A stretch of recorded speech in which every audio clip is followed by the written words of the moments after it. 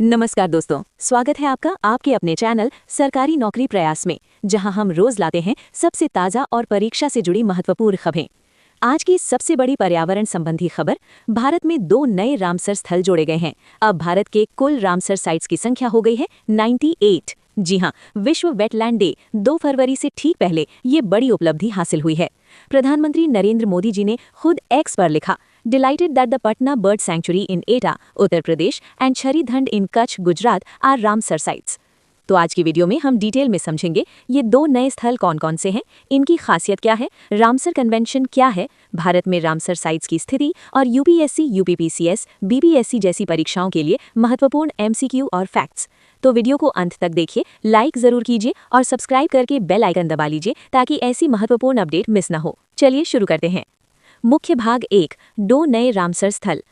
पहला नया रामसर स्थल पटना पक्षी अभयारण्य, पटना बर्ड सैंक्चुरी। स्थान एटा जिला, उत्तर प्रदेश, जलेसर तहसील।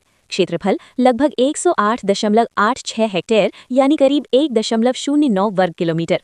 खास बात, ये उत्तर प्रदेश का सबसे छोटा पक्षी अभयारण्य है, लेकिन पक्षियों की संख्या में बहुत समृद्ध है।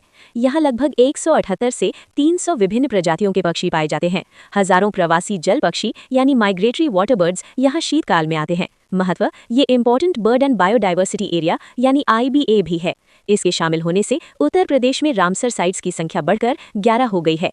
सूर सरोवर, नवाबगंज, समसपुर, सांडी, सरसई नावर, ऊपरी गंगा आदि।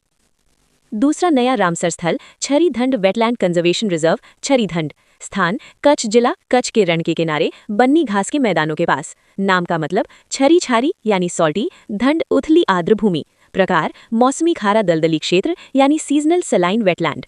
खास पक्षी हजारों राजहंस यानी flamingos, common crane, dalmatian pelican, oriental डाटा, black necked stork, Indian skimmer आदि।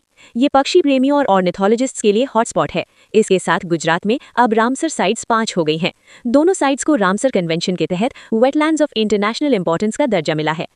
मुख्य भाग 2, रामसर कन्वेंशन क्या है। रामसर कन्वेंशन एक अंतर्राष्ट्रीय संधि है जो आर्द्र भूमियों यानी वेटलैंड्स के संरक्षण के लिए बनी है। अपनाया गया 2 फरवरी 1971 ईरान के रामसर शहर में, इसलिए नाम रामसर। लागू हुआ 21 दिसंबर 1975 से। मूल उद्देश्य जल पक्षियों और उनके आवास का संरक्षण। बाद में दायरा बढ़ा पारिस्थितिकी, आर्थिक, सांस्कृतिक महत्व, बायोडाइवर्सिटी, जलवायु रेगुलेशन, जन जागरूकता। आर्द्र भूमि क्या होती है? दलदल, कीचड़ वाली जमीन, पीठ भूमि, प्राकृतिक या मानव निर्मित जल क्षेत्र जैसे झील, नदी, समुद्र तट, 6 मीटर तक गहराई। स्थलीय और जलीय पारिस्थितिकी के बीच का संक्रमण क्षेत्र यानी इकोटोन है। महत्व, जैव विविधता का पालना, बाढ़ नियंत्रण, जल शुद्धिकरण, कार्बन संग्रहण, मत्स्य पालन और आजीविका। भारत में अब 98 रामसर साइट्स हैं, 13.6 लाख हेक्टेयर क्षेत्र। 2014 में सिर्फ 26 थीं, यानी 276% की बढ़ोतरी। सबसे ज्यादा तमिलनाडु में 20, फिर उत्तर प्रदेश में अब 11।